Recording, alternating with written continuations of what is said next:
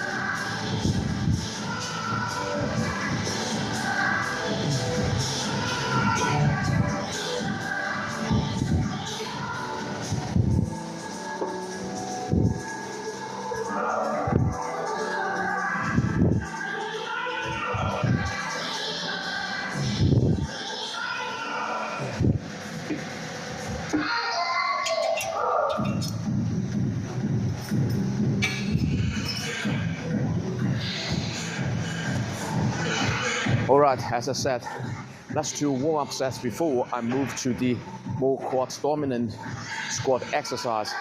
As you guys can see, very lightweight. I don't want to exhaust myself too much on the belt squat because today's focus is going to be the hack squat. I'm in a very good mood today. I do want to challenge myself a little bit, and that's why I'm going to do the hack squat later. And as I promised, I'm going to show you guys how to do the hack squat with a more controlled manner, so you don't bounce yourself back at the very bottom. I'm going to take a pause at the very bottom to take out all the recoil effect of my connect tissue. So all the tension is going to be applied to my quads all the time. And yes, going to show you guys how to do the hack squat, and I'm going to do 3 sets shooting for the range. Let me think about it. Let's start from 15 reps in the first set, and I'm going to gauge how difficult it's going to be today. And yeah, let's go to the hack squat.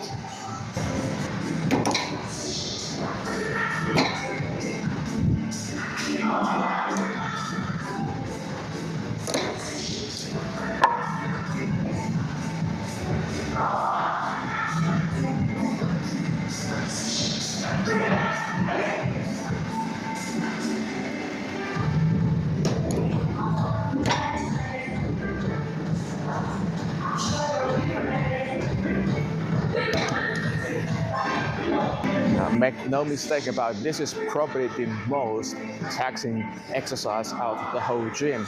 And maybe that's the reason why for most of the time this machine is going to remain empty. So you can always jump on this machine pretty much most of the time, because most guys dread from using this machine. And yeah, going to do 1 set of 15 reps, and like I promised, going to take off entire recoil effect at the very bottom. Okay, time to show you guys how to train in a very hardcore way.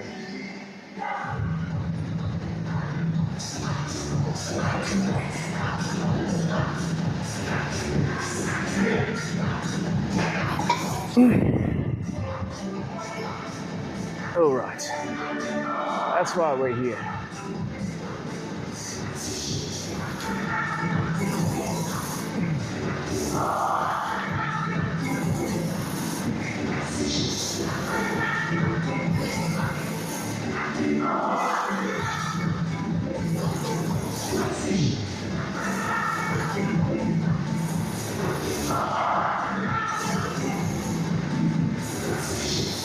Yeah. Ooh. Ooh.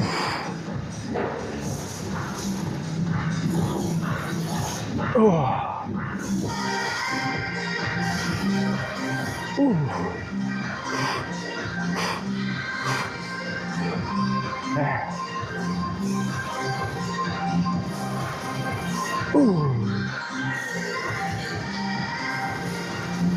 Ooh. Yeah.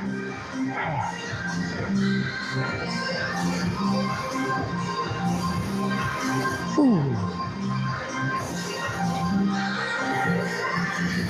Ah.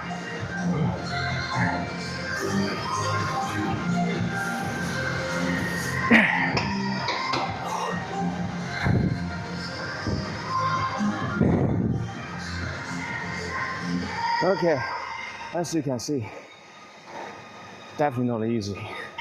Maybe that's the reason why most guys are afraid of using this machine.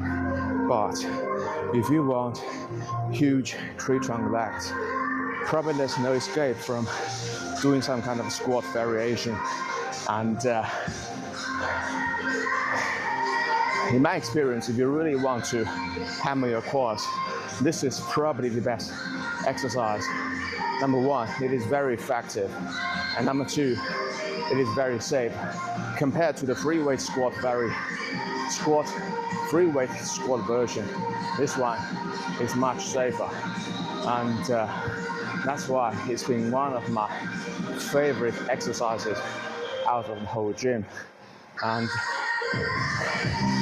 Also, just want to say that, yeah, as you guys have just seen, I pause at the very bottom, and trust me, this pause is going to severely decrease the amount of weight you can use.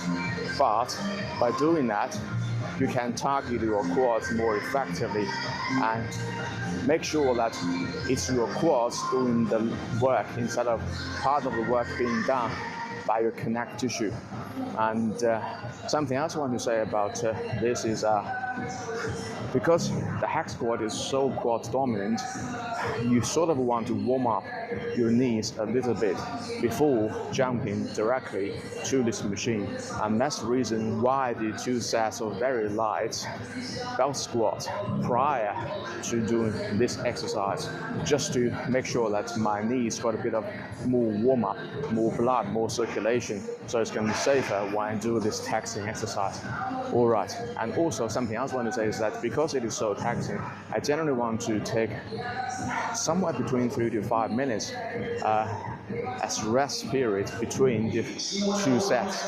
And yeah, I think my cardiovascular fitness is good enough to do like high reps of squat, but still you want to make sure that you have enough rest before moving to the next set. Okay, second set, I'm going to add 5 kilos more to each side. I'm in a good mood and I do want to challenge myself today. So yeah, second set, still shooting for about 15 reps. And yeah, let's go.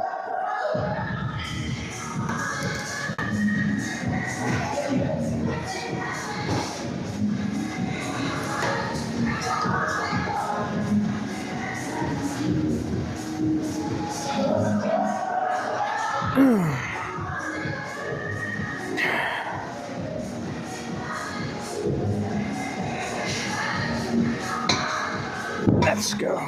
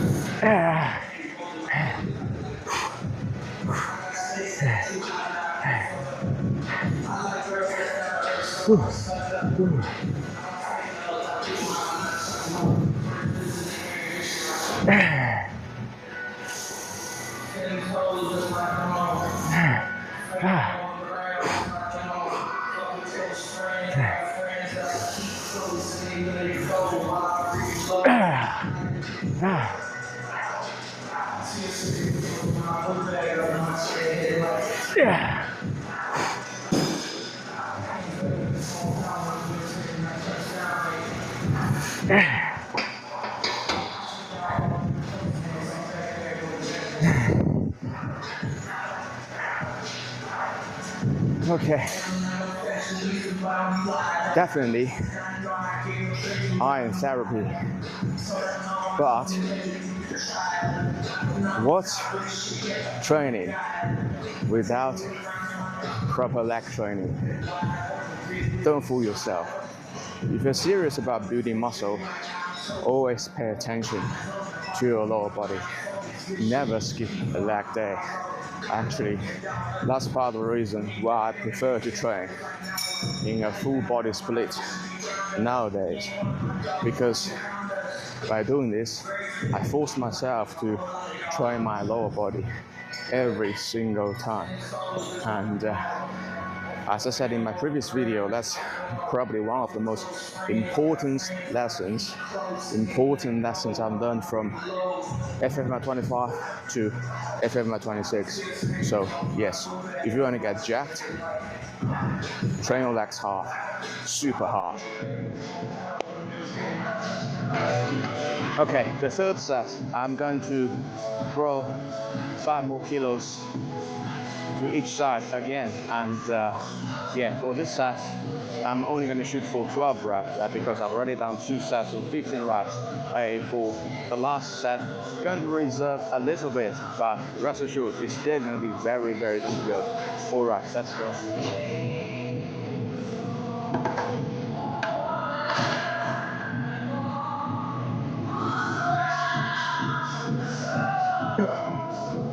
Okay.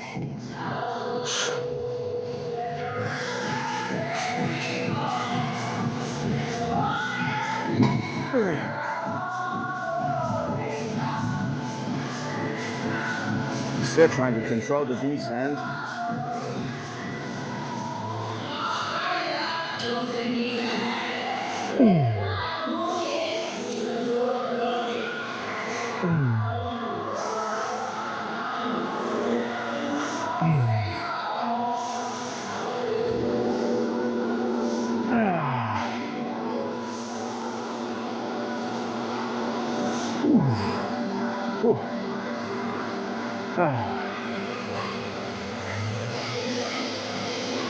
Come on.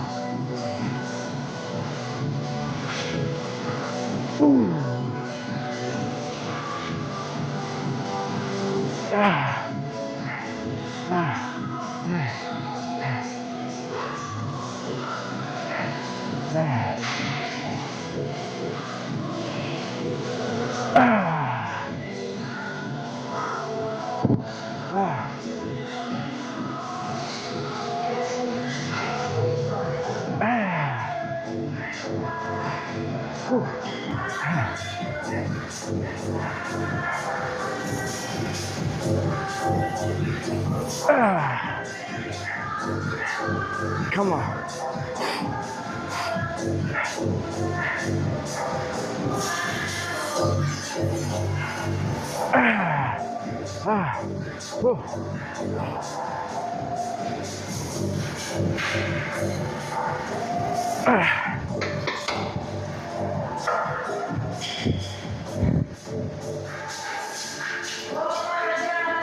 All right, mission accomplished. 3 sets of hack squat.